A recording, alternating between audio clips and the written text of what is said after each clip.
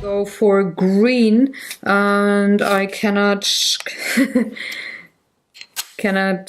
change my preferences. I'm gonna go with a yellowish green, and for the shading,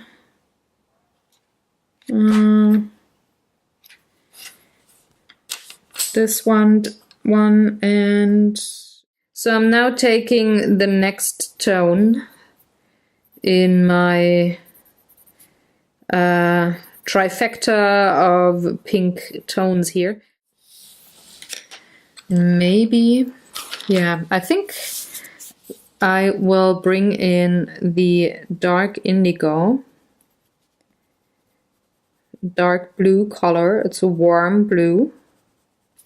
And I'm just going over the lines here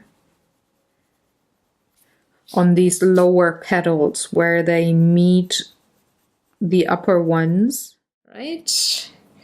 And now I can stick this panel down. I'm gonna see you next week with another Beyond the Lines Sherlock Holmes.